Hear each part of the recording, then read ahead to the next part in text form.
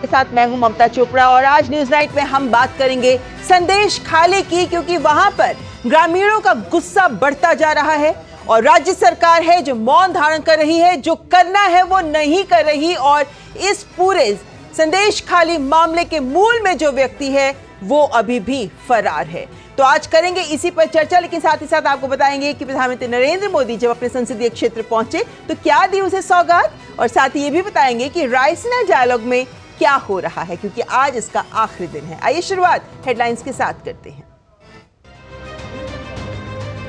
प्रधानमंत्री नरेंद्र मोदी ने अपने संसदीय क्षेत्र वाराणसी में कांग्रेस के युवराज पर कसा तंज, कहा जिनके खुद होश ठिकाने नहीं वे कह रहे हैं युवाओं को नशेड़ी।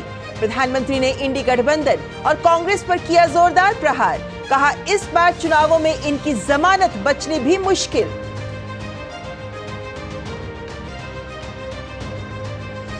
प्रधानमंत्री ने वाराणसी में 13,500 करोड़ की विकास परियोजनाओं का किया शुभारंभ, बनास काशी संकुल का किया लोकार्पण। पीएम ने वाराणसी में एक नए मेडिकल कॉलेज और बीएचयू में नेशनल सेंटर ऑफ एजिंग की आधारशिला भी रखी।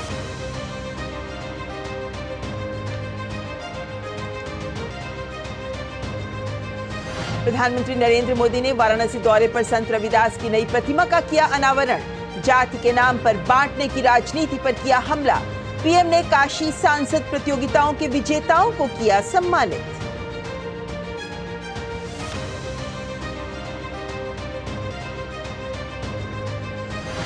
पश्चिम बंगाल में फरार टीएमसी नेता शाहजहां शेख और उसके भाई के खिलाफ संदेश खाली में फूटा ग्रामीणों का गुस्सा। संदेश खाली जा रहे भाजपा की महिला नेताओं को पुलिस ने रोका। भाजपा ने कहा पावन बंग भूमि इस समय प्रताड़ित, दुखी और अत्याचार से टूटी हुई। एनएचआरसी के प्रतिनिधिमंडल ने संदेश खाली का किया दौरा।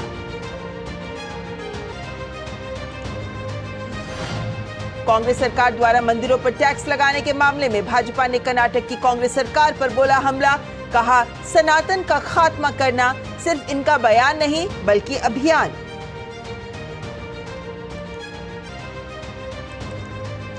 उत्तराखंड में नैनीताल पुलिस ने बनफूलपुरा हिंसा के वित्त पोषण मामले में हैदराबाद यूथ करेज नाम के एनजीओ को जारी किया नोटिस, लोगों को एनजीओ को दान नहीं देने की दी हिदायत।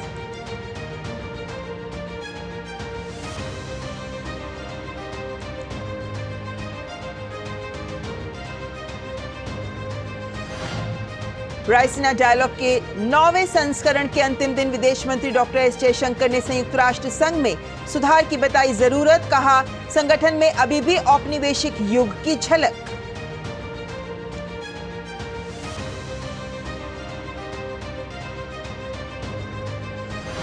भारत और इंग्लैंड के बीच रांची में खेले जा रहे चौथे टेस्ट मैच के पहले दिन का खेल खत्म होने पर इंग्लैंड ने 7 विकेट पर बनाए 302 रन। जो रूट ने खेली शतकीय पारी, वहीं भारत के लिए पहला मैच खेल रहे आकाशदीप ने लिए 3 विकेट।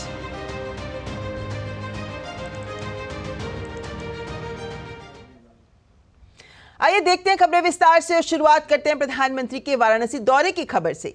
प्रधानमंत्री नरेंद्र मोदी का आज का दिन अपने संसदीय क्षेत्र वाराणसी के नाम रहा।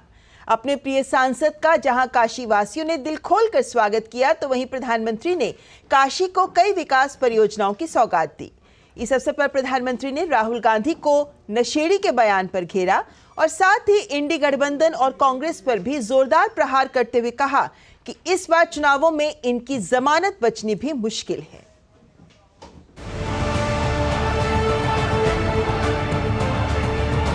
वाराणसी को विकास परियोजनाओं की सौगात देने पहुंचे प्रधानमंत्री नरेंद्र मोदी का स्वागत कुछ ऐसे उत्साह के साथ हुआ।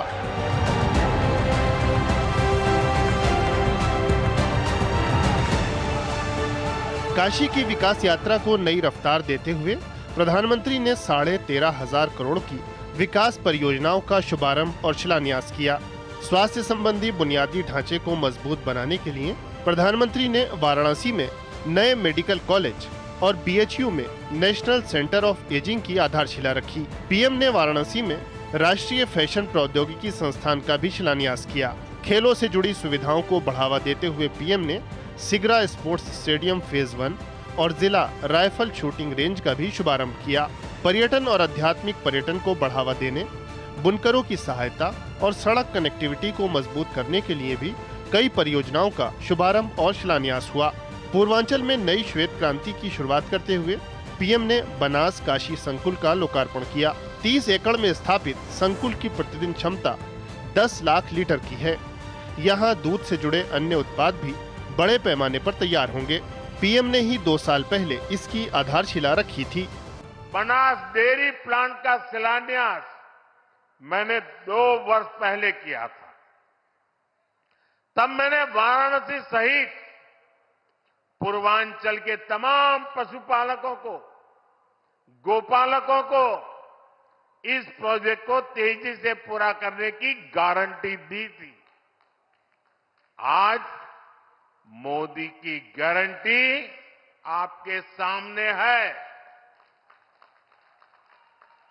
और इसलिए तो लोग कहते हैं मोदी की गारंटी यानी गारंटी पूरा होने की गारंटी।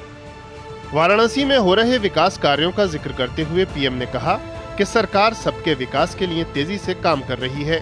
गन्ने के न्यूनतम मूल्य को बढ़ाकर 340 रुपए प्रति क्विंटल किए जाने का उल्लेख करते हुए पीएम ने कहा कि पहले की सरकार गन्ने के भुगतान के लिए मिन्नत करवाती थी। पीएम ने कांग्रेस और इंडी गठबंधन के दलों पर जमकर हमला बोला। राम मंदिर को लेकर कैसी कैसी बातें करते हैं, कैसी कैसी बातों से हमले करते हैं। मैं नहीं जानता था कि कांग्रेस को प्रभु श्री राम से इतनी नफरत है। भाइयों और बहनों, ये अपने परिवार और अपने वोट बैंक से बाहर देख ही नहीं सकते, सोच ही नहीं सकते। प्रधानमंत्री ने परिवारवाद, भ्रष्टाचार और तुष्टीकरण की राजनीति पर भी जमकर कटाक्ष किया। युवाओं को लेकर कांग्रेस सांसद राहुल गांधी के आपत्तिजनक बयान पर भी पीएम ने निशाना साधा। कांग्रेस के युवराज परिवार ने क्या कहा? वो कह रहे हैं और काशी की धरती पर आके कह रहे, काशी के नौजवान, यूपी के नौजवान नशेड़ी है। ये कैसी भाषा है भाई?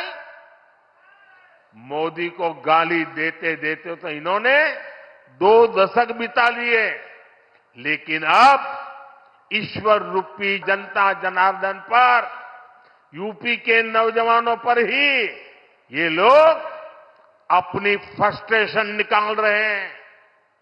जिनके अपने होश ठिकाने नहीं है, वो यूपी के मेरे काशी के बच्चों को नशेड़ी कह रहे हैं। पीएम ने कहा कि उनका तीसरा कार्यकाल देश को नई बुलंदी पर ले जाएगा। प्रधानमंत्री ने कहा कि विपक्षी गठबंधन वाले हर चुनाव में साथ आते हैं, लेकिन जब परिणाम नील बटे सन्नाटा आता है तो एक दूसरे को गाली देते हुए अलग हो जाते हैं। पीएम ने कहा कि बनारस ही नहीं पूरे यूपी को इनकी सच्चाई पता है। इस बार इन दलों को जमानत बचानी भी मुश्किल हो जाएगी। मोदी लाभार्थियों के सैचुरेशन की गारंटी दे रहा है, तो यूपी ने भी सारी सीटें मोदी को देने का निर्णय किया है।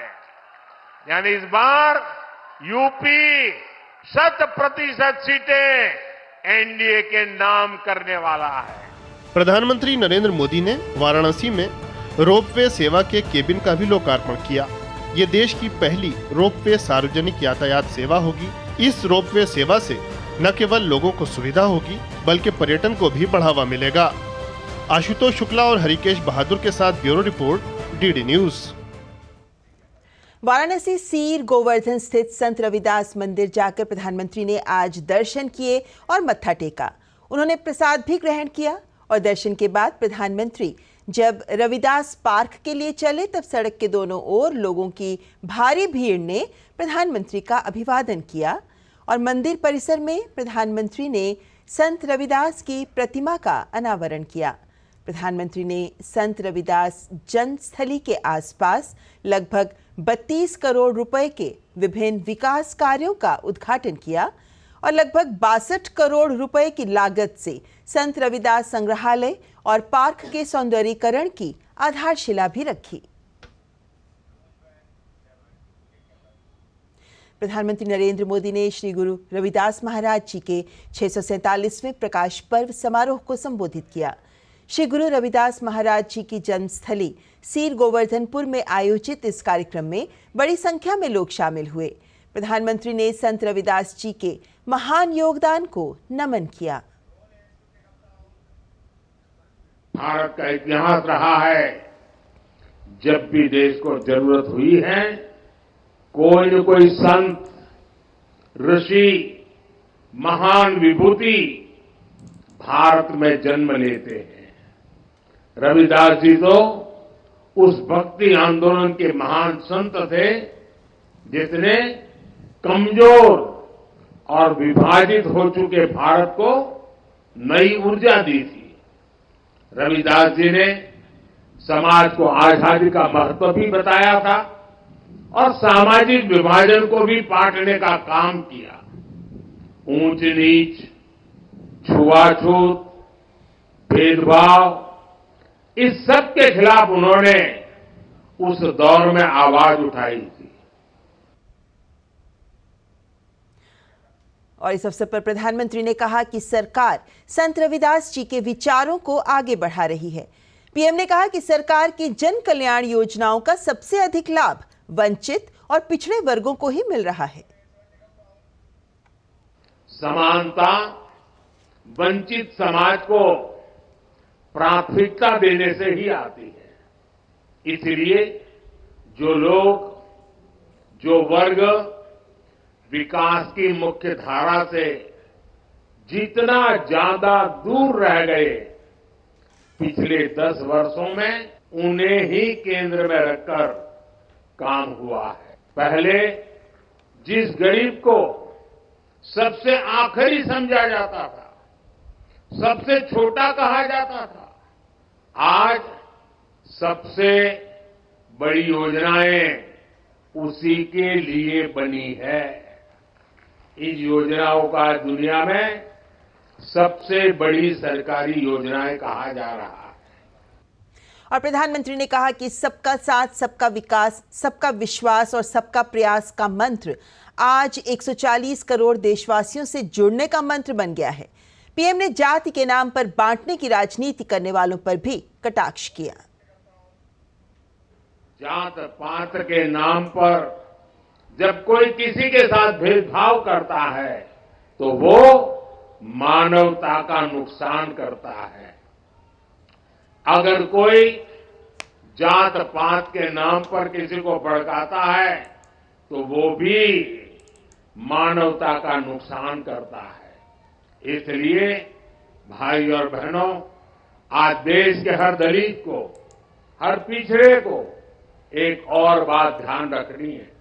हमारे देश में जाति के नाम पर उकसाने और उन्हें लड़ाने में भरोसा रखने वाले इंडी गठबंधन के लोग दलित, वंचित के हित की योजनाओं का विरोध करते हैं।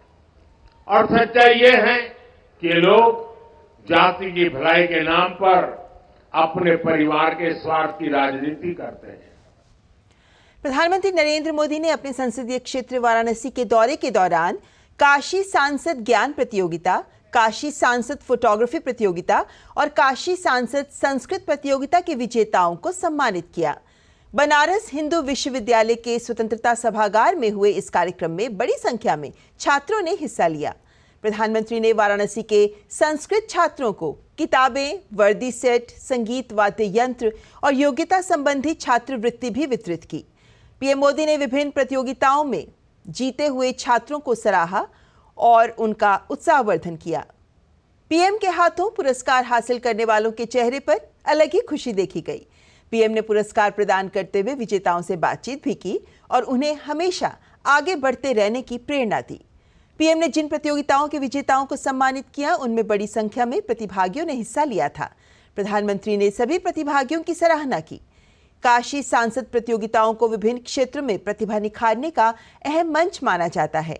इन प्रतियोगिताओं को लेकर काशी में जबरदस्त उत्साह देखा गया।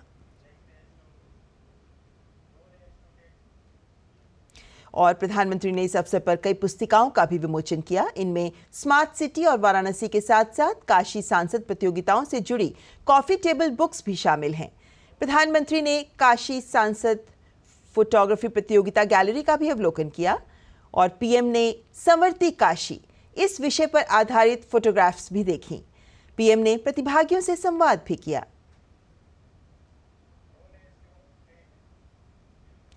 और प्रधानमंत्री ने इस कार्यक्रम में मौजूद छात्रों के साथ फोटो भी खिंचवाए। इस खास मौके पर बच्चों में जबरदस्त उत्साह और उल्लास दिखाई दिया।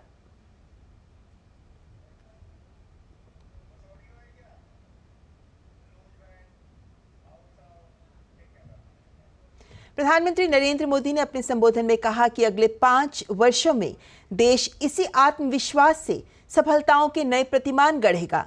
ये मोदी की गारंटी है। पीएम ने कहा कि हमारे ज्ञान, विज्ञान और अध्यात्म के उत्थान में संस्कृत का सबसे प्रमुख योगदान है। प्रधानमंत्री ने काशी की समृद्ध विरासत का उल्लेख किया और कहा कि काशी केवल हमारी आस्था का तीर्थ ही नहीं है, ये भारत की शाश्वत चेतना का जागृत केंद्र है। पीएम ने काशी में हुए विकास कार्यों का भी जिक्र किया। हम सब तो निमित्त मात्र है। काशी में करने वाले तो केवल महादेव और उनके गण हैं।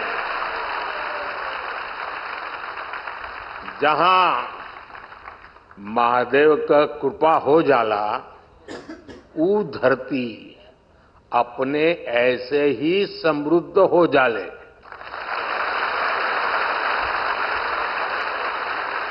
इस समय महादेव को अति आनंद में है, खूब प्रसन्न है महादेव।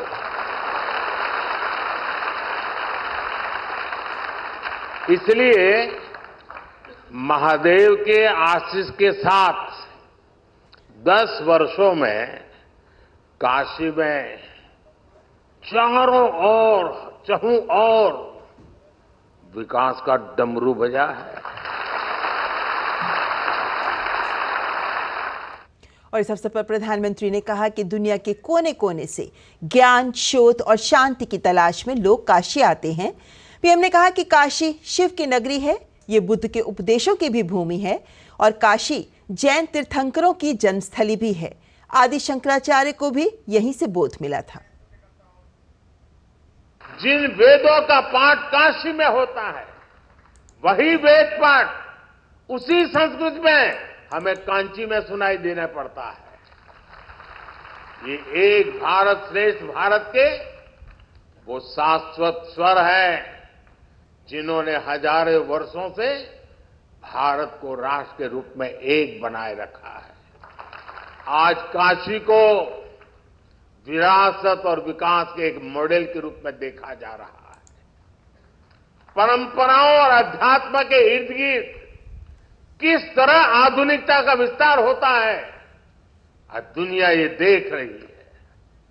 रामलला के अपने नए भव्य मंदिर के विराजने के बाद अब अयोध्या भी इसी तरह निखर रही है। और न्यूज नाइट में आगे बात करेंगे संदेश खाली की, लेकिन उससे पहले यहां वक्त एक ब्रेक का। आप देखते रहें न्यूज नाइट। साल, बरस और सदी नहीं, एक युग गुजर जाएगा। उम्र न पूछो वंडर की, जब फर्क नजर आएगा। वंडर सीमेंट, फर्क नजर आएगा। जब दांत खाज की खुजली पे ना हो काबू, तो उसे गमछे से नहीं छुपाते बाबू। तो फिर उसे भगाए कैसे? जालिम लोशन लगाकर दांत खाज की खुजली, एक्जिमा जड़ से निकाले। अभी खरीदे जालिम लोशन। चुलबुलापन जिसकी हर बात में भूल जाए। मेरी जैसी मेरी अपनी पताका। पताका चाय, गजब का स्वाद। मैं क्या जी, सब जानते हैं, जहां दिखे मारियो, अपना समझ के खा लियो।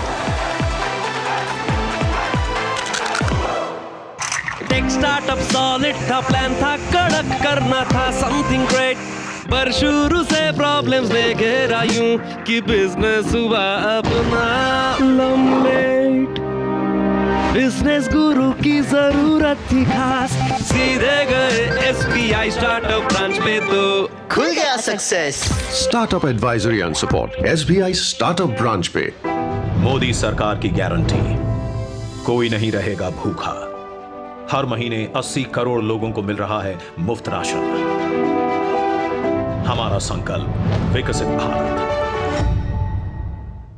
Direct plan mutual fund schemes में खुद इन्वेस्ट करने का एक ऑप्शन है। म्यूचुअल फंड्स खुद ही सी, जैसे मैंने फिट रहने के लिए ट्रेनर रखा है। तो दिखता ही है भाई। पर तू तो सेल्फ मेड है भाई। देख, मुझे फिटनेस की नॉलेज है तो I made my own training programme. और तेरे ट्रेनर के पैसे भी बच गए। हाँ, सेम विद डायरेक्ट प्लान, यहाँ मेरे कमीशन के पैसे बच गए। सही है। म्यूचुअल फंड निवेश बाजार जोखिमों के अधीन है। योजना से जुड़े सभी दस्तावेजों को ध्यान से पढ़ें। गोल्डी छोले मसाले, जहाँ जाए रिश्ते बनाए, जहाँ जाए रिश्ते बनाए, गोल्डी मसाले। मैं तुमसे बहुत नाराज हूँ। कितनी देर कर दिया आने में, कितने परेशान थे हम तुम्हारे बिना। तुम्हें कुछ हमारा ख्याल था कि नहीं? मेरे और दीदी की तो पढ़ाई तक छूट गई थी, तुम तो थे नहीं। माँ ने कितनी ठोकरें खाई है, तुम सोच भी नहीं सकते। उनकी सेहत कितनी बिगड़ने लगी थी भाई साहब। हर महीने कोई ना कोई बीमारी, डॉक्टर के भी पैसे कहाँ थे हमारे पास। पर जब से तुम आए हो ना, तब से सारी परेशानी की छुट्टी हो गई। अब तुम संभालो, हम तो भैया चले स्कूल को। प्रधानमंत्री मोदी जी के कुशल नेतृत्व में सिर्फ 4 सालों में 3 करोड़ से 14 करोड़ ग्रामीण घरों में नल से शुद्ध जल। कष्टों की छुट्टी, मोदी की गारंटी। भाजपा प्रवक्ता सुधांशु त्रिवेदी ने कर्नाटक में कांग्रेस सरकार द्वारा मंदिरों पर टैक्स लगाने के मामले पर कहा कि हिंदू धर्म का नाश एक बयान नहीं है, ये एक अभियान है जिसकी झलक तमिलनाडु, कर्नाटक से लेकर बंगाल तक समय समय पर दिखाई देती रहती है।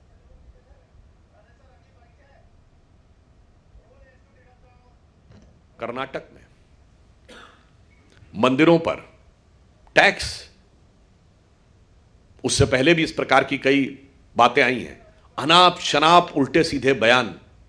कर्नाटक के कांग्रेस के पूर्व कार्यकारी अध्यक्ष रहे और वर्तमान के PWD मिनिस्टर सतीश जारकिहोली हिंदू शब्द को गंदा कह चुके हैं। खड़गे साहब के बेटे क्या क्या बोल चुके हैं। इरेडिकेशन ऑफ सनातन धर्म यानी हिंदू धर्म का समूल नाश केवल एक बयान नहीं है, बल्कि एक अभियान है जिसकी झलक आपको तमिलनाडु से लेके, कर्नाटक से लेके बंगाल तक समय समय पर दिखाई पड़ती रहती है। पश्चिम बंगाल की मुख्यमंत्री ममता बनर्जी संदेश खाली हिंसा पर चौतरफा घिर गई हैं। लोगों में ममता बनर्जी सरकार को लेकर गुस्सा भड़क गया है और वे सड़कों पर उतरकर राज्य सरकार के खिलाफ आवाज उठा रहे हैं। लोग मांग कर रहे हैं कि उन्हें जल्द से जल्द न्याय मिले और संदेश खाली हिंसा के मास्टरमाइंड शाहजहां शेख को गिरफ्तार कर सलाखों के पीछे भेजा जाए। 24 परगना में शाहजहां शेख की गिरफ्तारी की मांग पर भड़का लोगों का गुस्सा। पुलिस ने भाजपा महिला मोर्चा को एक बार फिर संदेश खाली जाने से रोका। भाजपा अध्यक्ष सुकांत मजूमदार ने राज्यपाल CV आनंद बोस से की मुलाकात, तो ईडी का TMC नेता शाहजहां शेख को चौथा समन और मानवाधिकार आयोग के एक प्रतिनिधि मंडल का संदेश खाली दौरा। कुल मिलाकर कहीं तो मामला गरमाया हुआ है और ममता बनर्जी पर फरार शाहजहां शेख के खिलाफ कठोर कार्रवाई करने के लिए शिकंजा कसता जा रहा है। संदेश खाली में फरार शाहजहां शेख पर कोई कार्रवाई नहीं होता देख लोगों में जबरदस्त गुस्सा है। लोग सड़कों पर शाहजहां शेख की गिरफ्तारी और न्याय की मांग कर रहे हैं। इस दौरान लोगों ने फरार TMC नेता और उसके भाई शेख सिराजुद्दीन के खिलाफ भी गुस्सा जाहिर किया। इस दौरान सिराजुद्दीन की तालाब के पास स्थित झोपड़ी में आग लगा दी गई। प्रदर्शनकारियों का आरोप है कि ये जमीन हड़प कर सिराजुद्दीन मछली पालन के लिए इस्तेमाल कर रहा था। आरोप है कि इन दोनों भाइयों ने कई दुकानों और घरों पर भी कब्जा कर रखा है। गौरतलब है कि जमीन हड़पने और रेप का आरोपी TMC नेता शेख शाहजहां अब तक पुलिस की गिरफ्त से दूर है। हालात इतने बदतर हो चुके हैं कि पुलिस महानिदेशक राजीव कुमार को मौके पर पहुंचकर किसी से कानून हाथ में नहीं लेने की अपील करनी पड़ी। वहीं ममता सरकार संदेश खाली मामले को दबाने के भरसक प्रयासों में जुटी है। भाजपा सांसद लॉकेट चटर्जी की अगुवाई में भाजपा महिला मोर्चा को पुलिस ने एक बार फिर संदेश खाली जाने से रोक दिया। इस दौरान लॉकेट चटर्जी और पुलिस अधिकारी के बीच बहस के बाद उन्हें पुलिस ने हिरासत में ले लिया। इससे पहले भी 16 फरवरी को महिला सांसदों के प्रतिनिधि मंडल को संदेश खाली नहीं जाने दिया गया था। यहाँ पे संदेश खाली में 144 लिखा है। अभी हम लोग संदेश खाली नहीं पहुँचा, ये हमको ऑर्डर दिखा रहे हैं। जहाँ पे खड़ी हूँ 144 यहाँ पे नहीं है, तो हम लोग को क्यों रुक रहे हैं? संदेश खाली तो 144 আছে, আমাদেরকে এখানে কেন রুকছে? নিউ টাউনে কেন আমাদেরকে আটকাবে? भाजपा ने पश्चिम बंगाल की सरकार की मंशा पर सवाल उठाया और कहा कि पावन बंग भूमि इस समय प्रताड़ित, दुखी और अत्याचार से टूटी भूमि बन गई है। भाजपा प्रवक्ता सुधांशु त्रिवेदी ने कहा कि शेख शाहजहां अब तक गायब है। वहीं संदेश खाली के मुद्दे पर पश्चिम बंगाल भाजपा अध्यक्ष सुकांत मजूमदार ने राज्यपाल सीवी आनंद बोस से मुलाकात कर अपने साथ हुए दुर्व्यवहार के बारे में बताया। सुकांत मजूमदार को संदेश खाली थाने के सामने धरना देने पर कल पुलिस ने गिरफ्तार कर लिया था। उन्होंने कहा कि केवल भाजपा के लिए राज्य में धारा 144 लागू है। शाहजहां शेख, जो कि तृणमूल कांग्रेस का एक महत्वपूर्ण व्यक्ति है, वो अभी तक गायब है। उसका मुख्य कारण जानते क्या है? कहते हैं कि साहब उसको हाई कोर्ट से प्रोटेक्शन है, जो सरासर गलत है। हाई कोर्ट का कोई भी विषय इस संदर्भ में नहीं है। महिलाओं के द्वारा शाहजहां शेख पे की गई शिकायत के बारे में न्यायालय के द्वारा किसी भी प्रकार का कोई निर्देश शाहजहां शेख के विषय में नहीं है। उल्टे कलकत्ता उच्च न्यायालय के मुख्य न्यायाधीश ने यह टिप्पणी की है कि वो अभी तक गिरफ्तार क्यों नहीं हो रहा। वो गिरफ्तार इसलिए नहीं हो सकता कि उसको और कोई प्रोटेक्शन नहीं है। उसको सिर्फ वेस्ट बंगाल का प्रोटेक्शन नहीं है। शाहजहां शेख एक प्रवृत्ति का नाम है जिसे पूरे भारत में सेकुलर प्रोटेक्शन प्राप्त है।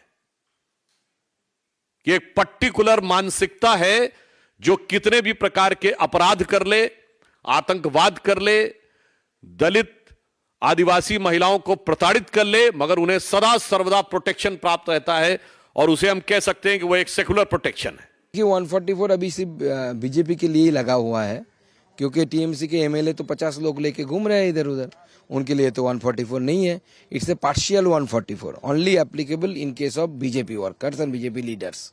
For others, specially for Trinamool Congress, it is not applicable. तीनों भाई वहाँ पे जमींदारी चलाते थे, वहाँ के बादशाहत चलाते थे, और लोगों के ऊपर इतना अत्याचार आप सोच भी नहीं सकते। ऐसी व्यवस्था वहाँ पे तैयार करके रखी है तृणमूल कांग्रेस और ममता बनर्जी ने, कोई आवाज नहीं उठा सकता था। आज जाके महिलाएं आवाज उठा रही हैं। वहीं राष्ट्रीय मानवाधिकार आयोग NHRC के एक प्रतिनिधि मंडल ने संदेश खाली का दौरा कर स्थिति का जायजा लिया। संदेश खाली में लगातार जारी हिंसा और महिलाओं पर हुए उत्पीड़न की घटनाओं का स्वतः संज्ञान लेते हुए NHRC की टीम संदेश खाली पहुंची है। इससे पहले राष्ट्रीय मानवाधिकार आयोग ने राज्य के मुख्य सचिव और DGP को नोटिस जारी कर 4 सप्ताह के भीतर रिपोर्ट मांगी थी। वहीं कल राष्ट्रीय अनुसूचित जनजाति आयोग की टीम भी संदेश खाली पहुंची थी।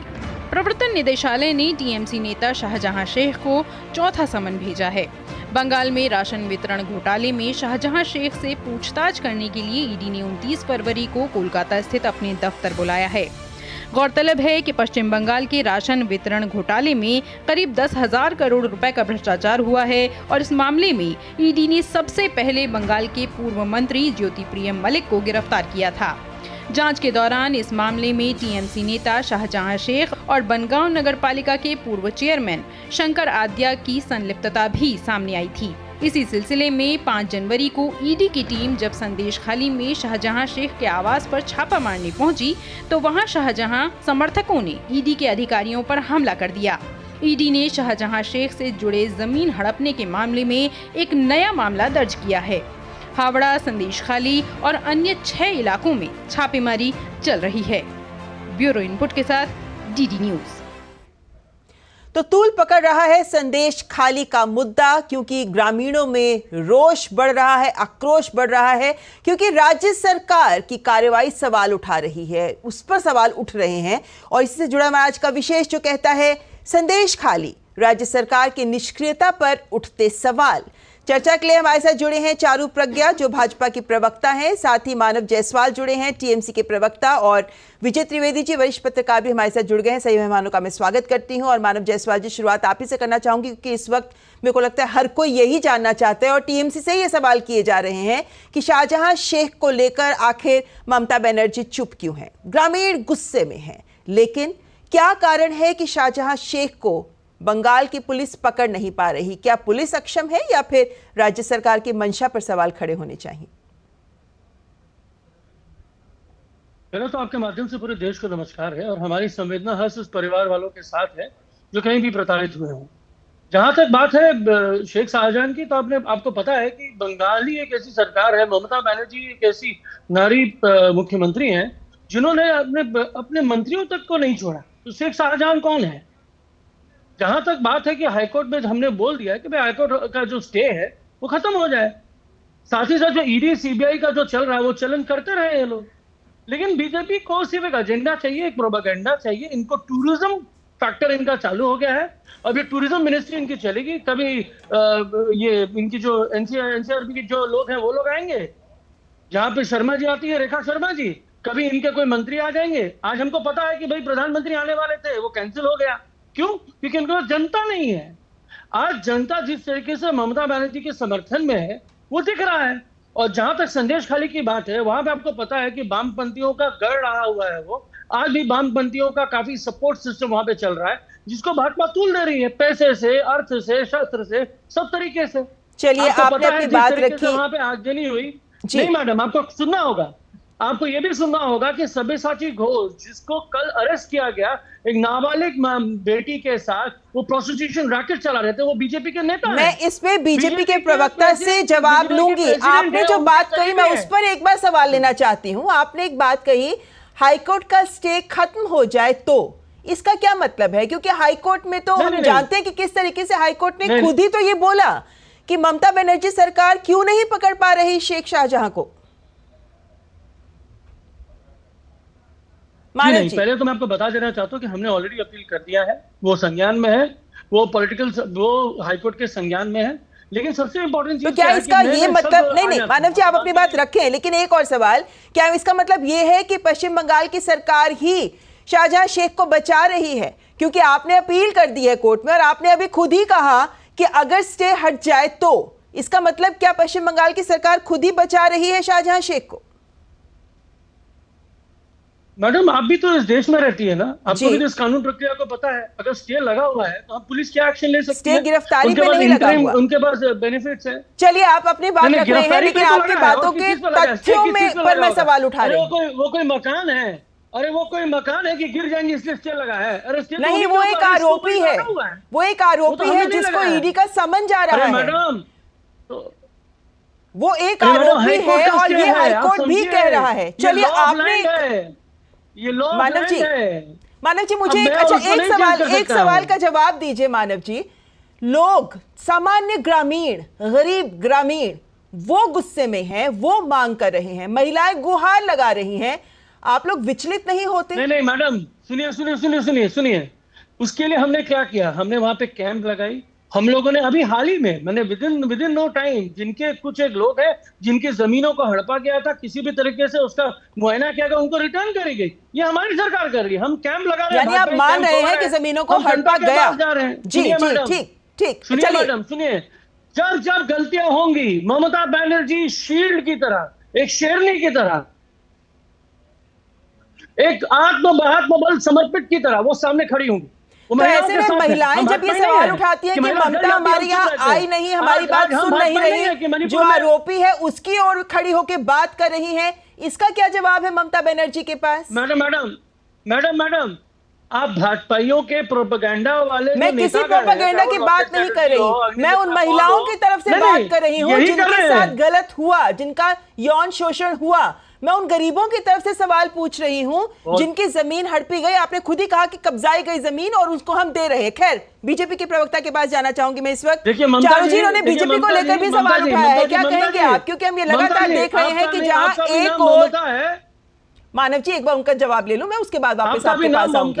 वापस आऊंगी। सुनिए, मैं बता देना चाहता हूँ, ये प्रश्न आपको मणिपुर के लिए भी पूछना चाहिए। ये प्रश्न आपको राजस्थान में इस बात को नहीं, आप इसे बचिए मत, दूसरे मुद्दे को बीच में लाके बचिए मत। इस वक्त आपको जवाब देना है, जवाबदेही आपकी बनती है। चलिए, आपने एक सवाल उठाया, मैं चारू जी से ठीक मानव जी, मैं वापस आऊंगी आपके पास एक बार। चारू जी, आपके पास आना चाहूंगी। आपके नेताओं को जाने नहीं दिया।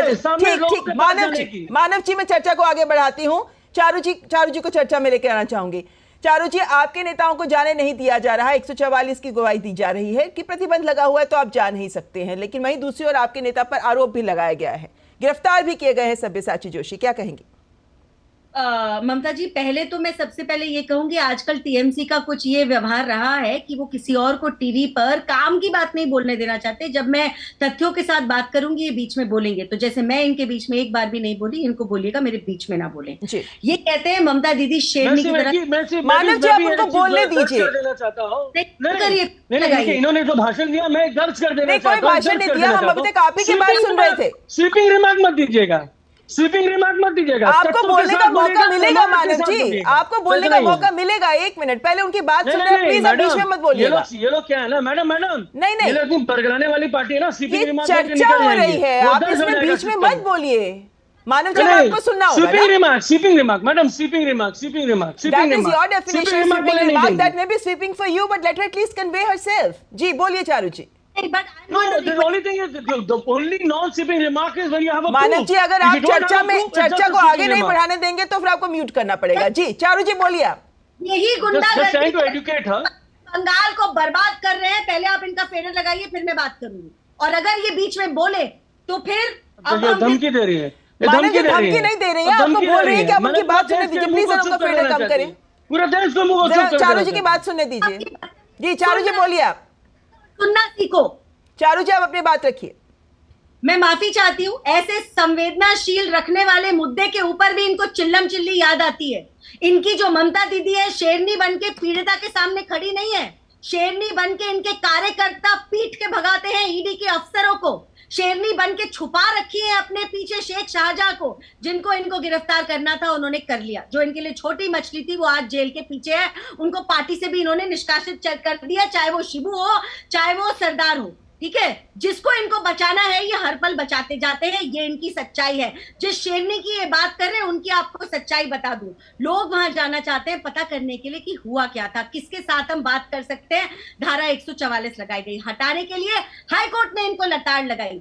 एक पत्रकार जो अपना काम करने गया था, रिपब्लिक का पत्रकार जो केवल वहां अपना काम करने गया था, उस पत्रकार को इन्होंने पकड़ के जेल की सलाखों के पीछे डाल दिया। जो गुनहगार था उनको नहीं पकड़ा, जो काम करने इनकी सच्चाई का पर्दाफाश करने वहां पहुंचा था उसको इन्होंने जेल में डाल दिया। तब भी इन्हीं के हाई कोर्ट ने, पश्चिम बंगाल के हाई कोर्ट ने इनको लताड़ लगाई। और आपको ऑर्डर पढ़ लीजिए, आपको पता चल जाएगा इनकी सरकार किस तरीके से ऑपरेट करती है। एक आपको उदाहरण और देती हूँ। पिछली बार जब चुनाव हुए थे पश्चिम बंगाल में, जिन महिलाओं के ऊपर शोषण किया गया था इन्हीं के कार्यकर्ताओं द्वारा, उनकी एफआईआर भी नहीं लिखी गई थी ममता जी। उनको भी दिल्ली आना पड़ा था। सुप्रीम कोर्ट के आदेश के बाद इनकी पुलिस ने वो एफआईआर लिखी है। मुझे आपत्ति है। ममता दीदी ने असेंबली में खड़े होकर क्लीन चिट दे दी। इन्वेस्टिगेशन तो किया नहीं, क्लीन चिट कैसे दे दी? और आज की तारीख में आपके नाक के पीछे और आपके वो इसीलिए छुप रहा है क्योंकि आप उसको छुपा रहे हो। एक बात आपको मैं और बहुत ही महत्वपूर्ण बताती हूँ, इनके जो पुलिस के लोग हैं वो भी सहयोग नहीं कर रहे हैं। महिलाओं ने ये बताया कि पुलिस के लोग आज आकर ठीक से बात कर रहे हैं क्योंकि उनके ऊपर मीडिया अटेंशन आ गया है, और इसके लिए मैं आपका धन्यवाद करना चाहती हूँ। वरना रात में यही पुलिस के लोगों को भेजा जा रहा था इन महिलाओं का दरवाजा खटखटा कर उनको डराने के लिए। उनको ये कहा जा रहा था खबरदार तुम बोली वरना इसका खामियाजा भुगतना पड़ेगा आपके बच्चों को, आपके पति को। इन महिलाओं को डरा धमकाकर सालों से चुप रखा गया था और अब फिर इनको चुप रखने की कोशिश करी गई है। इनका शोषण एक बार नहीं हुआ, सालों से लगातार चल रहा था। 10 बजे इनको पार्टी कार्यालय बुलाते थे ये लोग। आज ही दूसरों मुझे आपत्ति है। आपके पास मैं वापस आऊंगी मानव जी, आपके पास मैं वापस आऊंगी। चारू जी एक मिनट, मैं यहाँ पे विजय त्रिवेदी जी को भी चर्चा में लेकर आना चाहूंगी। कि इनके पास जवाब नहीं है। एनसीडब्ल्यू ने अपनी रिपोर्ट में लिखा है डिस्ट्रेसिंग पैटर्न ऑफ नेग्लिजेंस। इसका मतलब यह है जब महिलाओं की बारी आती है ना, ये पैटर्न बन चुका है पश्चिम बंगाल पुलिस का। आखिरी बात आपसे ये कहूंगी मैं, एक 14 साल की बच्ची थी जिसका एक गैंगरेप किया गया था और उसको मार के फेंक दिया गया था। ममता दीदी ने उस बच्ची के लिए और उसके परिवार के लिए 2 प्यार के और सहानुभूति के शब्द नहीं बोले। उन्होंने सीधा ये कहा कि अरे हो सकता है वो प्रेग्नेंट हो सकता है उसका कोई बॉयफ्रेंड हो। ये तो सोच है इनकी नेता की। और आज भी टीवी पर आकर ये बोलने के बदले कि हम माफी मांगते और हम संभालेंगे और इस नेता को गिरफ्तार तो तब जब करेंगे तब करेंगे, आज पार्टी से बाहर निकाल देते हैं। ये आवाज ऊंची करके हम पे भारी होने चले। चारू जी 1 मिनट। मानव जी, ये संवेदनहीनता का आरोप है सीधा सीधा टीएमसी पर जो दिख भी रहा है। 144 लगाई गई है। एसआईटी पर आरोप लग रहा है कि महिलाओं को धमकाया जा रहा है, हमारे पत्रकारों को गिरफ्तार किया जा रहा है। किस किस की आवाज दबाना चाहेगी टीएमसी? पहले तो मैं आपको चीज बता देना चाहता हूँ, ये इतनी सारी जो बातें करती है ना, ये एनसीआरबी का डेटा, ये सब आपको पता है। एनसीआरबी के लिए कलकत्ता सबसे सुरक्षित शहर है, बंगाल में महिलाएं सबसे ज्यादा सुरक्षित है, ये आपको नहीं पता चलेगा। एनसीआरबी के आंकड़े सबके सामने हैं। जाना चाहिए था जब हमारे मानव जी, जो आप पे आरोप लगाया गया, आप सीधा उस पर बात करें। अरे मैडम, आपको इन्वेस्टिगेशन बात कर रहे हैं मैडम, बात कर रहे हैं। इनको बहुत चिंता है तो भैया, इन्वेस्टर जो हमारे पड़े हुए थे, साक्षी जी जो थी वहां पे जंतर मंतर में पहुंचे थे क्या? आप बातों को बदलिए नहीं मानव जी, अब सीधी बात हो रही है आपसे। हम आपको एकदम गारंटी देते हैं मैडम। चलिए, मेरे को लगता है कि यहाँ पर आपसे स्पष्ट जवाब हमें नहीं मिलने वाला। हमने गारंटी दिया है, सुनिए, हमने गारंटी, सुनिए। संक्षेप में हम लोगों ने कैंप लगाए हैं संदेश खाली में, जहां पे लोग आके अपने कंप्लेन दर्ज कर रहे हैं और हमने जागरूक किया है जनता को। उन पे एक्शन हो रहा है? कंप्लेंट दर्ज तो क्या नहीं है, एक्शन कितना हो रहा है? बुलडोजर वाली सरकार नहीं है। चलिए, सबसे बड़ा सवाल आप पर इसीलिए उठ रहा है मानव जायसवाल जी, क्योंकि जो मूल आरोपी है इसका, उसको सरकार संरक्षण दे रही है, जो आपके बयानों से इस चर्चा में स्पष्ट हुआ है। आखिर में मैं एक बार विजय त्रिवेदी जी को लेकर आना चाहूंगी। महत्वपूर्ण सवाल है मेरे पास इस वक्त। आप मानव जी, आपने अपनी बात रखी सामने। अब एक बार मैं विजय त्रिवेदी जी को भी लेकर आना चाहूंगी। विजय जी, हमने लगातार देखा, अगर हम पश्चिम बंगाल की राजनीति को देखते हैं तो हम पाते हैं कि ममता बनर्जी जब सत्ता में आई, भूमि कब्जाने का मुद्दा था वो सिंगू नंदीग्राम। आज संदेश खाली से जो आवाजें बुलंद हो रही हैं, संदेश खाली से जो महिलाओं की गुहार लगाई जा रही है, क्या यही अगला सिंगू नंदीग्राम बनता नजर आ रहा है संदेश खाली? जी, पश्चिम बंगाल में स्थिति गंभीर है। खासतौर से संदेश खाली का ही आज जिक्र कर ले, बहुत महत्वपूर्ण घटना है। वहां से यहाँ तक चले, उससे बेहतर है कि एक स्पेसिफिक बात करें। और उसमें भी मैं शेख शाहजहां और जो सारा हो रहा है, महिलाओं के जो अत्याचार हुए, महिलाओं पर जो भी आरोप लगे हैं कि किस तरह से पीड़ित किया गया है, उस पर क्या कार्रवाई करें। मुझे एक कहावत याद आती है, राजस्थान में कहा जाता है कि महाराणा प्रताप का एक घोड़ा होता था चेतक, तो उसके लिए कहा जाता था कि चेतक जो है राणा की पुतली से पहले मुड़ जाता है, यानी वो उसको राणा को समझता है। वही स्थिति पुलिस प्रशासन की है पश्चिम बंगाल में। ऐसा लगता है कि वो जो उनके आका है, जो आला कमान है या पॉलिटिकल लीडरशिप है, उसके इशारे पर काम करती है। और इसीलिए शायद शेख शाहजहां या जो और भी आरोपी है, जिनको पकड़ा जाना चाहिए था, जिनके खिलाफ एक्शन होना चाहिए था, वो अभी तक नहीं हुआ। मानव जी ने कहा कि भाई वहां पर एक्शन हो रहा है, लोगों की शिकायतें दर्ज की जा रही है, तो फिर तो किसी को रोकना ही नहीं चाहिए। बल्कि भारतीय जनता पार्टी के जो प्रतिनिधि मंडल अपने पॉलिटिक्स चमकाने के लिए, यदि मानव जी की बात मान लूं, वहां जा रहे हैं, तो उनको दिखाना चाहिए कि भैया ये देखिए एक्शन हो रहा है, आप किस बात पर बात कर रहे हैं। बार बार उनको रोकने की आवश्यकता नहीं है, रोकने की जरूरत नहीं है। ईडी के संबंध को मैं छोड़ता हूँ, लेकिन महिलाओं के मसले को सेंसिटिव तरीके से लेना चाहिए। और खासतौर से महिला मुख्यमंत्री से हम ज्यादा उम्मीद करते हैं। वैसे किसी भी मुख्यमंत्री से ये उम्मीद करनी चाहिए कि महिलाओं को लेकर वो सेंसिटिव हो, लेकिन यदि महिला मुख्यमंत्री हो, ममता जी जैसी ताकतवर मुख्यमंत्री हो, तो उनके, मुझे याद नहीं, मानव जी को शायद करेक्ट कर सकते हैं कि ममता जी वहां गई है क्या संदेश खाली महिलाओं से मिलने? मुझे जानकारी इस बारे में नहीं है। तो यदि वो वहां पर जाती और उस बात को करती तो एक बेहतर मैसेज जाता। मानव जी, ये हमने न्यूट्रल व्यू पॉइंट लिया, आप कुछ कहना चाहते हैं, लेकिन मेरे पास वक्त बहुत कम है। विजय जी, आपका भी धन्यवाद करना चाहूंगी, मेरे पास वक्त कम है, लेकिन एक बात स्पष्ट है कि ये राजनीति का विषय नहीं हो सकता, क्योंकि यहाँ पर महिलाओं के, नारी के सम्मान की बात है, उनके न्याय की बात है। और मेरे को लगता है हर देशवासी इस पूरे मसले को इसी चश्मे से देख रहा है, और इसीलिए टीएमसी सरकार पर सवाल खड़े हो रहे हैं। फिलहाल बहुत बहुत शुक्रिया मेरे मेहमानों का हमसे चर्चा में भाग लेने के लिए। और फिलहाल यहाँ वक्त तो चला एक ब्रेक का, आप देखते रहिए न्यूज़ नाइट। मिठाई तो हमारे जमाने में होती थी। हाँ तो जाइए ना अपने जमाने में। रोमांस तो हमारे जमाने में होता था। पेमेंट भी उसी जमाने का है। अरे भैया डिजिटल पेमेंट करना सीखे नए जमाने में। इजी, सेफ एंड फास्ट है। हमने तो इनको डिजिटल पेमेंट करना सिखा दिया। आपने ये सेल्फी लेते हैं, ये हमारे जमाने का है। आरबीआई कहता है कि डिजिटल पेमेंट अपनाओ, औरों को भी सिखाओ। मैं क्या जी सब जानते हैं, जहां दिखे मारियो, अपना समझ के खा लियो।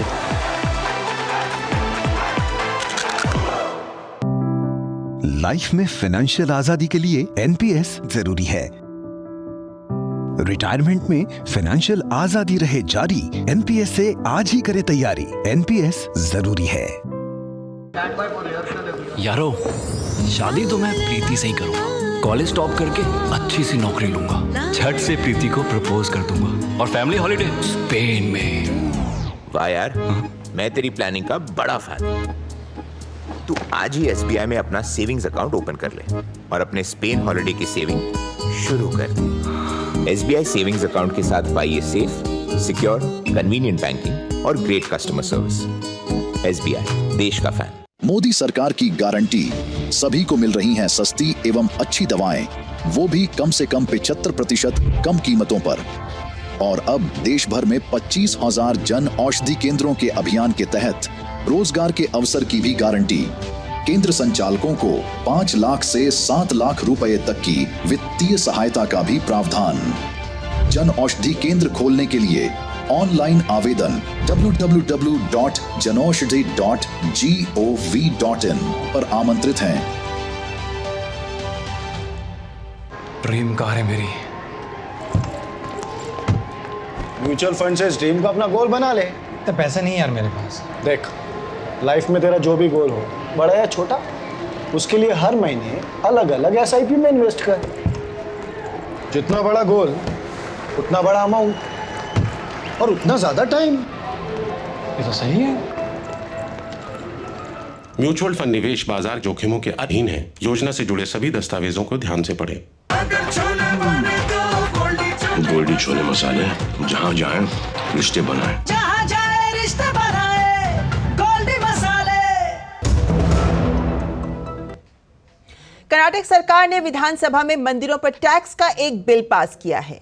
इसके तहत किसी मंदिर की आय 1 करोड़ रुपए है तो उसे 10%, और यदि मंदिर की आय 1 करोड़ से कम और 10 लाख से अधिक है तो उसे 5% टैक्स सरकार को देना होगा।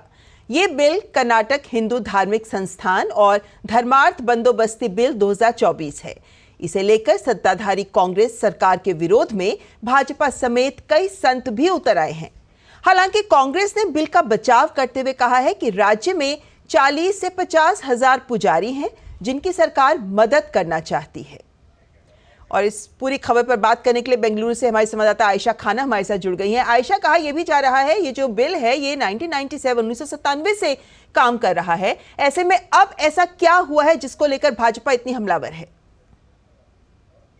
जी देखिए, इस बिल में जो संशोधन लाई है कर्नाटक सरकार, उसमें ये कह रही है कि एक कॉमन पूल फंड बनाया जाएगा। इस कॉमन पूल फंड में ये तमाम मंदिरों से आने वाली जो राशि है उसको इस कॉमन पूल में डाला जाएगा। इसके बाद ये मंदिरों को अलग अलग बांटा जाएगा। और इसके अलावा ये भी कह रही है सरकार इस बिल में कि जो कॉम्पोजिट मंदिर हैं, जो कुछ ऐसे मंदिर हैं जो आर्कियोलॉजिकल सर्वे ऑफ इंडिया के तहत है, बहुत ही पुराने मंदिर हैं, और ये कॉम्पोजिट मंदिर में नॉन हिंदू को, यानी जो गैर हिंदू हैं, गैर धार्मिक लोग हैं, उन्हें भी इस मैनेजिंग कमेटी यानी प्रबंधन समिति का सदस्य बनाया जा सकता है। ये सबसे बड़ा सवाल बीजेपी उठा रही है कि आखिरकार ये हिंदू मंदिरों को लेकर क्यों इस तरह का प्रावधान किया जा रहा है कि जो प्रबंधन समिति में आप एक गैर धर्म के लोग यानी गैर हिंदू को सदस्य बना सकते हैं। बीजेपी यही सवाल उठा रही है। बीजेपी के राज्य अध्यक्ष पीवाई विजेंद्र ने यह सवाल उठाया और कहा कि क्या सरकार इस तरह का जो नियम है, इस तरह का रूल है जो दूसरे धर्म पर भी लागू करती है, जहां क्रिश्चियंस हो या फिर मस्जिद चर्चेज हो या फिर मस्जिदों में किसी हिंदू को सदस्य बनाया जाए। तो ये सबसे बड़ा विवाद की जड़ है। तो इसको लेकर सरकार के पास कोई जवाब नहीं है। और सरकार दूसरी तरफ से मंदिरों के जो टैक्स की जो सीमा बढ़ा दी है, 1 करोड़ रुपए की जो आय होगी इन मंदिरों की, वो 10% इस कॉमन पूल में डालेंगे। देखिए कर्नाटक में करीब 34,000 से ज्यादा मंदिर है और ये मंदिर अलग अलग कैटेगरी में A, B और C कैटेगरी के जो मंदिर हैं सबसे छोटे दर्जे के, यानी आर्थिक रूप से बहुत ही पिछड़े, बहुत ही कमजोर है और इन मंदिरों को आर्थिक मदद की बहुत जरूरत होती है। तो ऐसे में ये छोटे मंदिरों को भी इस पूल में पैसा डालना होगा 5%। अगर इनकी जी आयशा, तो यानी आपने जिस तरीके से बताया उसको देखकर लगता है कि इस चुनावी माहौल में ये मुद्दा आने वाले दिनों में और गर्माएगा, लेकिन जो सवाल उठाए जा रहे हैं उन पर गौर करना भी जरूरी है। फिलहाल बहुत बहुत शुक्रिया आयशा हमारे साथ जुड़ने के लिए। और आगे बढ़ने से पहले यहाँ वक्त एक ब्रेक का, देखते रहे न्यूज नाइट। साल बरस और सदी नहीं, एक युग गुजर जाएगा। उम्र न पूछो वंडर की, जब फर्क नजर आएगा। वंडर सीमेंट, फर्क नजर आएगा। गोल्डी छोले मसाले, जहाँ जाए रिश्ते बनाए, जहाँ जाए रिश्ते बनाए, गोल्डी मसाले। टेक स्टार्टअप सॉलिड था, प्लान था कड़क, करना था समथिंग ग्रेट, पर शुरू से प्रॉब्लम्स लेके आयूं कि बिजनेस हुआ अपना लम्बेट। बिजनेस गुरु की जरूरत थी खास, सीधे गए SBI स्टार्टअप ब्रांच पे तो खुल गया success. Startup advisory and support SBI startup branch पे। इन्वेस्टमेंट की रेगुलर इंफॉर्मेशन मिलती है क्या? बिल्कुल। मुद्रा के लिए पैकेज में 3 फीट का गैप। पूछ, विड्रॉ करने के बाद पैसे कितने टाइम में मिलते हैं? सुन सवाल चंद, म्यूचुअल फंड सही है .com पर लॉग इन कर, वहां तेरे सारे सवालों के जवाब मिल जाएंगे, समझा? कौन सी वेबसाइट? म्यूचुअल फंड सही है .com। सही है। म्यूचुअल फंड निवेश बाजार जोखिमों के अधीन है। योजना से जुड़े सभी दस्तावेजों को ध्यान से पढ़ें। लाइफ में फाइनेंशियल आजादी के लिए NPS जरूरी है। रिटायरमेंट में फाइनेंशियल आजादी रहे जारी, NPS से आज ही करे तैयारी। NPS जरूरी है। जब दांत खाज की खुजली पे ना हो काबू तो उसे गमछे से नहीं छुपाते बाबू, तो फिर उसे भगाए कैसे? जालिम लोशन लगाकर दांत खाज की खुजली, एक्जिमा जड़ से निकाले। अभी खरीदे जालिम लोशन। इस्लामिक संगठन दारुल उलूम देवबंद ने अपनी वेबसाइट पर गजवाए हिंद पर जो फतवा जारी किया है उसके कारण वे मुसीबत में फंस गई है। राष्ट्रीय बाल संरक्षण आयोग ने फतवे को देश विरोधी बताया और सहारनपुर DM और SSP से FIR दर्ज कराने को कहा है। देश की सबसे बड़ी इस्लामिक संस्था दारुल उलूम देवबंद गजवाए हिंद को जायज ठहराने वाले फतवे को लेकर विवादों में घिर गई है। उत्तर प्रदेश में सहारनपुर के देवबंद कस्बे की इस्लामिक संस्था ने एक फतवा अपने आधिकारिक वेबसाइट पर साझा किया है, जिसमें इस्लाम के नजरिए से गजवाए हिंद पूरी तरह से वैध बताया है। NCPCR के अध्यक्ष ने सहारनपुर की संस्था दारुल उलूम देवबंद के खिलाफ FIR का निर्देश दिया है। वेबसाइट पर आपत्तिजनक कंटेंट मामले में सहारनपुर SSP को पत्र लिखकर FIR दर्ज करने का निर्देश दिया गया है। NCPCR बच्चों के अधिकारों का संरक्षण करने के लिए काम करने वाली संस्था के रूप में स्थापित है। इसके चेयरमैन प्रियांक कानूनगो ने सहारनपुर के SSP को चिट्ठी लिखी है और कहा है कि वेबसाइट पर आपत्तिजनक कंटेंट और फतवा जारी करने के मामले में दारुल उलूम देवबंद पर FIR किया जाए, क्योंकि इनके फतवे में गजवाए हिंद का जिक्र आपत्तिजनक है। कानूनगो के अनुसार देवबंद का फतवा बच्चों में अपने ही देश के खिलाफ नफरत की भावना उजागर कर रहा है। उन्होंने commission for protection of child rights कानून 2005 की धारा 13(1) के तहत कार्रवाई का आह्वान करते हुए कहा कि देवबंद की वेबसाइट पर ऐसी सामग्री का प्रकाशन नफरत भड़का सकता है। उन्होंने कहा कि ऐसे आपत्तिजनक कंटेंट के प्रसारण से होने वाली किसी भी गलत परिणाम के लिए जिला प्रशासन को जिम्मेदार ठहराया जा सकता है। गजवाए हिंद के मुद्दे पर जिस प्रकार दारुल उलूम देवबंद ने फतवा जारी किया और एक तरीके से उसे लिगेसी ही नहीं, कुरान के आईने में जिस प्रकार उसे ठीक ठहराने का प्रयास किया गया, वह बहुत ही निंदनीय प्रयास है और देश के टुकड़े करने जैसा ऐसे ही है जिस प्रकार अलीगढ़ मुस्लिम विश्वविद्यालय में द्विराष्ट्रवाद का सिद्धांत गढ़ा गया था। अखिल भारतीय संत समिति यह मांग करती है कि इनके ऊपर UAPA के अंदर इन मौलानाओं पर कार्रवाई की जाए। गौरतलब है कि और फिलहाल यहाँ रुकेंगे एक ब्रेक के लिए। आप देखते रहिए न्यूज़ नाइट। साल बरस और सदी नहीं, एक युग गुजर जाएगा। उम्र न पूछो वंडर की, जब फर्क नजर आएगा। वंडर सीमेंट, फर्क नजर आएगा। जब दांत खाज की खुजली पे ना हो काबू तो उसे गमछे से नहीं छुपाते बाबू, तो फिर उसे भगाए कैसे? जालिम लोशन लगाकर दांत खाज की खुजली एक्जिमा जड़ से निकाले। अभी खरीदे जालिम लोशन। चुलबुलापन जिसकी हर बात में भूल जाए, मेरी जैसी मेरी अपनी पताका। पताका चाय, गजब का स्वाद। मैं क्या जी सब जानते हैं, जहां दिखे मारियो अपना समझ के खा लियो।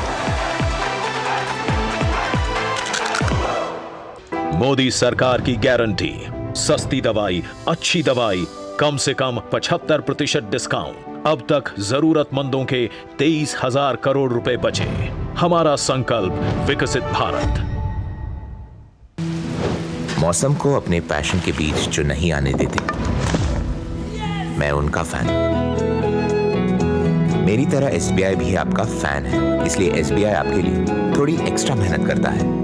तो excellent customer service, assistance to MSMEs और टेक्नोलॉजी ड्रिवन बैंकिंग सॉल्यूशंस। घर छोड़ दूं, SBI बदल रहा है क्योंकि हम एक बदलते देश के फैन हैं। SBI, देश का फैन। लाइफ में फाइनेंशियल आजादी के लिए NPS जरूरी है। रिटायरमेंट में फाइनेंशियल आजादी रहे जारी, NPS से आज ही करे तैयारी। NPS जरूरी है। Direct plan mutual fund schemes में खुद इन्वेस्ट करने का एक ऑप्शन है। म्यूचुअल फंड्स खुद ही सी, जैसे मैंने फिट रहने के लिए ट्रेनर रखा है। तो दिखता ही है भाई। पर तू तो सेल्फ मेड है भाई। देख, मुझे फिटनेस की नॉलेज है तो I made my own training programme. और तेरे ट्रेनर के पैसे भी बच गए। हाँ, सेम विद डायरेक्ट प्लान। यहाँ मेरे कमीशन के पैसे बच गए। सही है। म्यूचुअल फंड निवेश बाजार जोखिमों के अधीन है। योजना से जुड़े सभी दस्तावेजों को ध्यान से पढ़ें। अच्छी चीजों में समय लगता है, खूबसूरती निखारने में वक्त लगता है। ब्यूटीफुल डिजाइन्स टेक टाइम, लेकिन KYC अपडेट मिनटों में। KYC अपडेट अब आप घर बैठे बैठे भी कर सकते हैं। Registered email, registered mobile number, online banking से, आधार, OTP बेस्ड eKYC से, या फिर वीडियो KYC से। यहाँ तक कि अकाउंट भी घर बैठे बैठे खोला जा सकता है। RBI कहता है, इन्हीं से सुनिए, जानकार बनिए, सतर्क रहिए।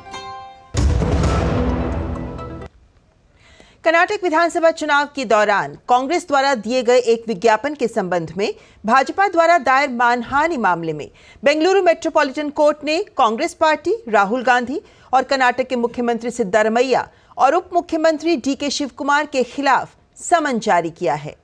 कोर्ट ने उन्हें 28 मार्च को पेश होने का निर्देश दिया है। उत्तराखंड में नैनीताल पुलिस ने बनफूलपुरा हिंसा के वित्त पोषण में एक NGO की भूमिका की पहचान करते हुए नोटिस जारी किया है। इसमें लोगों से कहा गया है कि वो इस NGO को दान ना करें। इस NGO का नाम है हैदराबाद यूथ करेज।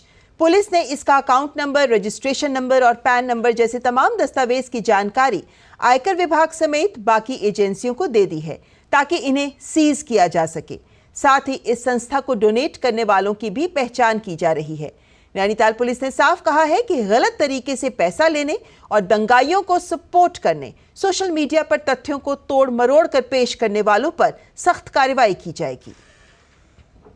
रायसीना डायलॉग 2024 के 9वें संस्करण में बदलते वैश्विक परिदृश्य में दुनिया की वर्तमान चुनौतियों से निपटने में संयुक्त राष्ट्र की विफलता और पश्चिमी बहुपक्षीय संगठनों में सुधार की मांग को भी इस मंच पर रखा गया। विदेश मंत्री एस जयशंकर ने कहा कि अगर G20 में बदलाव हो सकता है तो P5 में भी बदलाव हो सकता है। But what we realized was that G20 was not enough because one part of the world with more than 50 countries had been significantly shut out, which was Africa. So if you see, in a way, we still call it G20, but it's actually become G21. And that itself, by the way, you know, in a way, It's also a lesson to the UN that if the G20 could expand, so could the P5. और news and के अंत में आपको छोड़े जा रहे हैं देश से जुड़ी कुछ अन्य महत्वपूर्ण खबरों के साथ। आप देखिए खबरें तेज रफ्तार में। हमारी पूरी टीम को दीजिए इजाजत। नमस्कार।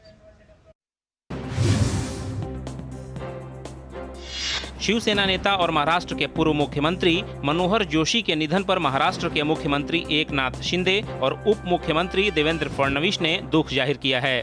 मुख्यमंत्री ने कहा है कि महाराष्ट्र की राजनीति में उनका योगदान बहुत बड़ा रहा है। दिल्ली के उपराज्यपाल वीके सक्सेना ने सीएम अरविंद केजरीवाल को चिट्ठी लिखी है, जिसमें उन्होंने आग्रह किया है कि वो दिल्ली सरकार के वित्त से संबंधित सीएजी की 5 रिपोर्ट दिल्ली विधानसभा में पेश करें।